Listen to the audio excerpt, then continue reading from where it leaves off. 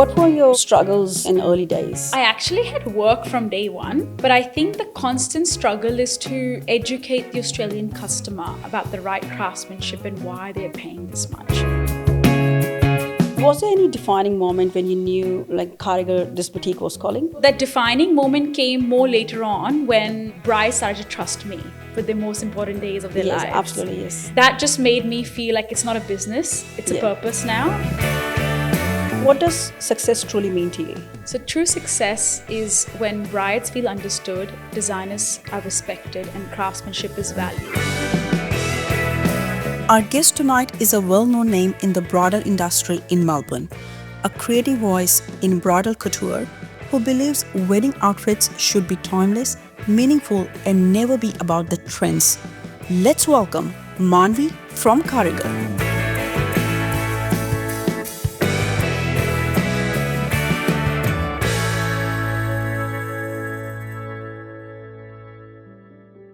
Manavi, how did your journey in Indian bridal industry begin? Like, how did you start? So it actually began very early. I have a master's in fashion and textiles, and I've been involved in a family business where, Indian craftsmanship and quality fabrics are part of everyday conversations at home. I also worked with Australian fashion contemporary labels.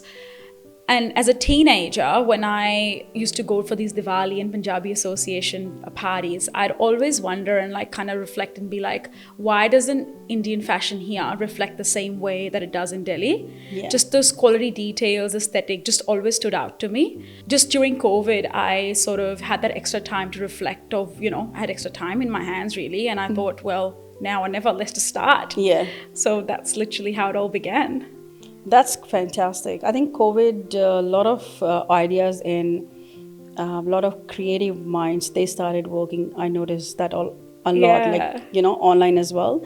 Like all those hidden talents, they were coming and people were bored and they were thinking. Exactly, definitely. It's like where your passion, you have that room to play with for your creativity and passion, isn't it? Yeah, absolutely. So was there any defining moment when you knew, like, Karegar, this boutique was calling? There wasn't one dramatic moment like that, but there was always that conviction. Yeah. During COVID, when my other business slowed down, I just thought, let's give Karegar a shot, and I knew that this is what I wanted to do, but I just didn't know when. I just didn't know if the Australian market was ready then. Yeah. So I always had a big vision for Karegar, even from day one. Even when I chose the name Karegar, I really wanted it to reflect the way, South Asian craftsmanship is delivered, reflected, and even educated to the Australian customer. So that defining moment came more later on when brides started to trust me with the most important days of their lives. Yes, absolutely, yes. So it's not just about outfits, it's about the way, the experience, the craftsmanship, all of that is reflected and educated to the customer. So that just made me feel like it's not a business, it's a purpose now. And that's what Karegar's everything to me now. You've been collaborating with big brands as well, like Kalki, and how's that going? Yeah, good. And it's always that key, to find that right brand for the Australian market that is quality and price driven, and for that specifically for the Australian market that would do well. Yeah, I think that's the key. Always struggle to kind of keep going at that. Yeah, good. But it's great. What were your struggles in early days? So I actually had work from day one, which was the biggest blessing. But I think the constant struggle is to educate the Australian customer about the right craftsmanship and why they're paying this much. That whole shifting that mindset.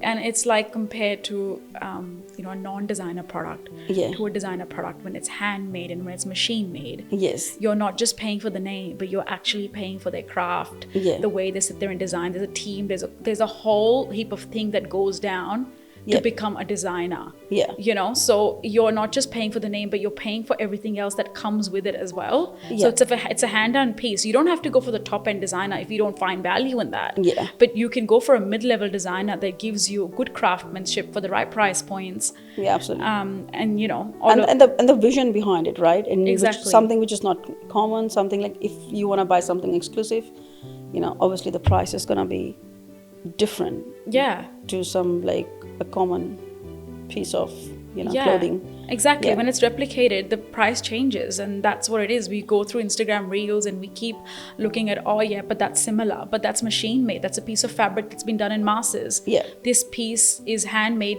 for you. Yeah. So it's a whole new couture process. And that's a constant struggle, I would say, to kind of educate that customer about that mindset shift. And that's why we're having this podcast, so that we can educate our customers and our viewers and new couples, like why you should be going to Karegar and why Karegar is rocking. Oh, thank you. So what does Karegar stand for beyond bridal wear? So Karegar is about celebrating all milestones, birthdays, weddings, festivals, all of that. So it's at the heart of what we do is about styling and craftsmanship, obviously. So something that is couturely made for you, and we recommend, based on your body sizing, body shape, and what your so that you feel confident and comfortable in what you're wearing. So yeah, I mean, from milestone birthdays to anniversary parties to bridal wear. And the festive seasons. And festive season is such a big part. Now, are you collaborating with any big brands other than Kalki, or just... No, absolutely. We have a mix of like around 50, 60 designers on board with Karegar, and they're all at different price points and everything. So for festive range, Kalki is definitely one of our major brand collaborations that we do for Diwali and festive wear. That kind of focuses on the right price point, the right product that can appeal to really everyone. Yes. But we have a lot of other emerging small labels that we work with that provide great craftsmanship, but great price points, and obviously everyone has a different forte at what they do best. So now, are you bringing the new Diwali range this year as well? Yeah. Via Kalki? Definitely. Are you going to do your Diwali shoot as well? Yes, definitely. Yeah, you've been collaborating with a lot of vendors. Yes. And I'm part of it, Pictures Productions. Yes, absolutely. And we absolutely had so much fun shooting that Diwali range. And it's so good, to get all the vendors together, get them dressed up, and we have fun with it. Yeah. And what more could be celebrated than... And do you feel a responsibility, like, these outfits become family heirlooms? Yes, definitely. It's a lot of culture, love, and memories. Yeah. So I always want the bride to be able to pass down her outfit or re-wear it. Yeah. Funnily, but Mahib, so many brides come to me and tell me that, oh, but we'll only wear it once. And it's like, I always tell them that, it's hand done, it's delicate. Yes, a bead may fall off here and there, but it is something that you should be able to pass on through the next generation and re-wear it and restyle it.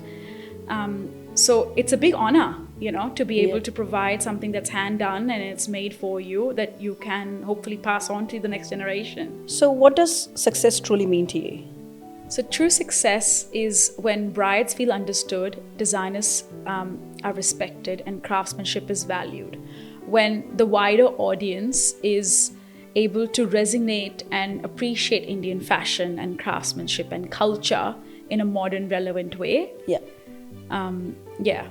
So what do you want to be remembered for? I want to be remembered for redefining South Asian wear in Australia. That's great. Yeah, and being a part of people's celebrations in a meaningful way. Yeah. So the trust and confidence that the brides put on me for their big day means everything to me. Yeah. If people can refer back to Karegar and look back at Karegar and say that, they were able to fall in love with their culture, their piece, and remember what they're wearing in a beautiful way, that's everything to me. And how they feel in it, that also makes such a big difference. So, yeah. That's great. How does it feel like, when a bride calls and say, or sends you her picture, this is how I was looking.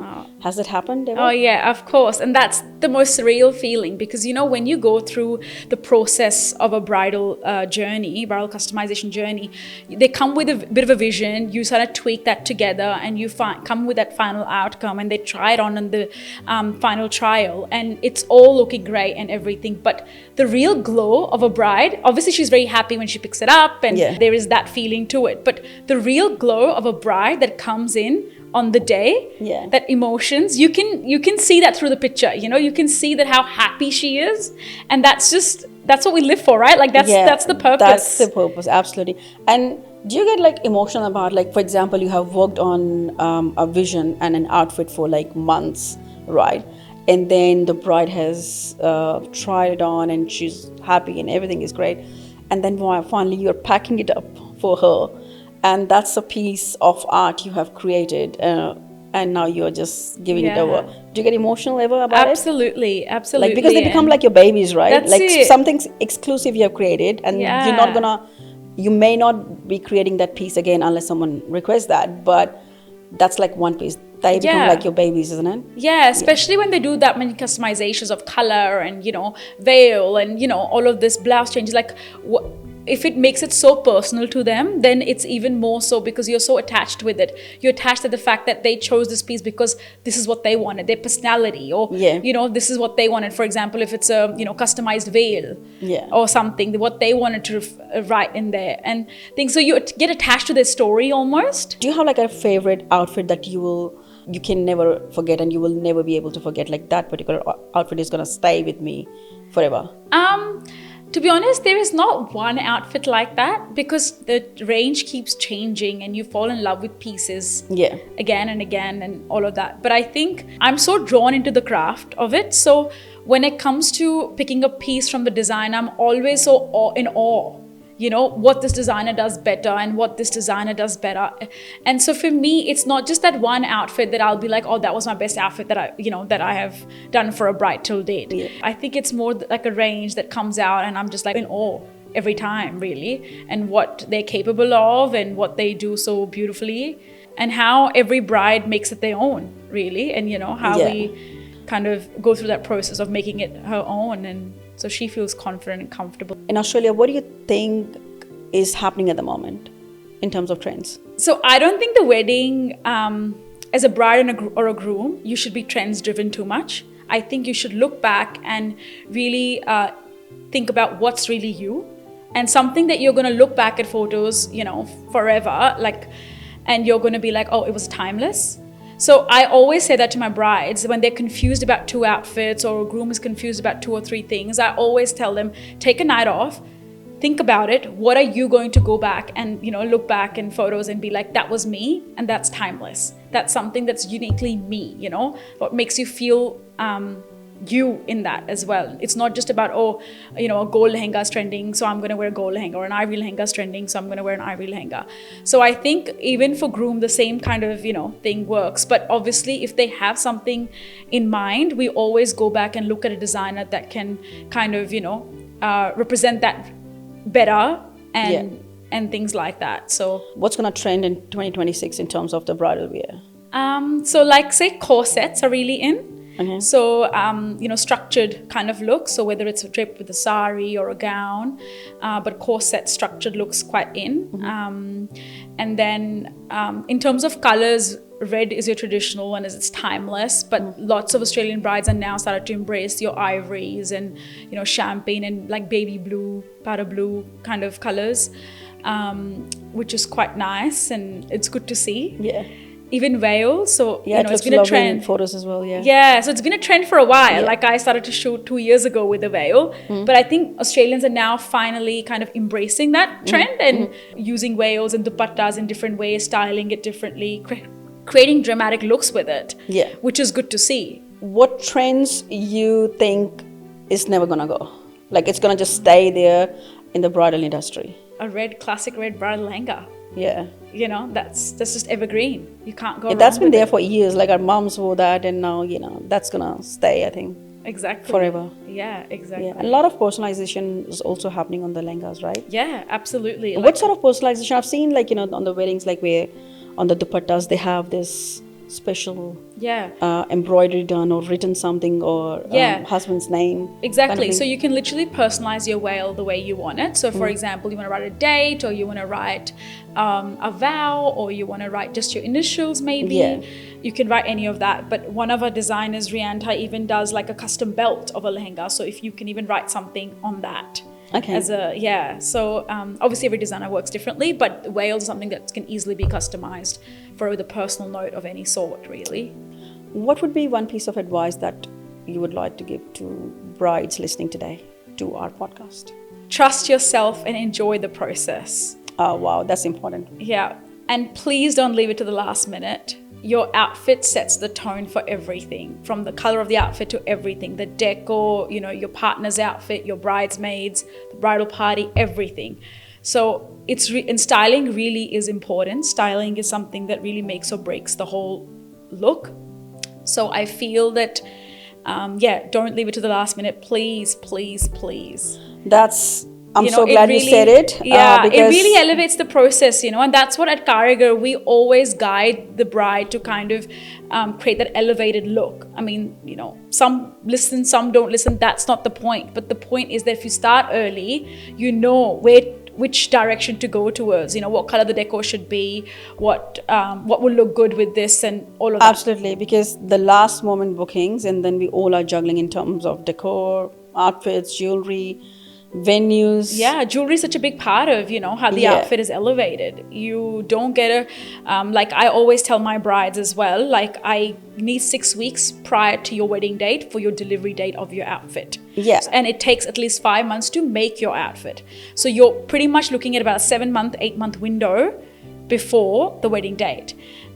For 6 weeks, you want your blouse here 6 weeks prior to your wedding date, because you want to be able to try the blouse on and try on your jewelry with it and work out if the gold matches, if the embroidery matches with the jewelry color and everything like that, the neckline, how the way the necklace sits with the neckline, because you envision something and brides buy things online and things like that, but when it comes, it doesn't actually match. It doesn't actually go. So I think, that whole styling process is very important. Thank you, Manavi, for coming to the Vendor Lounge. It's been a pleasure to have you on our podcast, and I can't wait for this to be released and share with our viewers.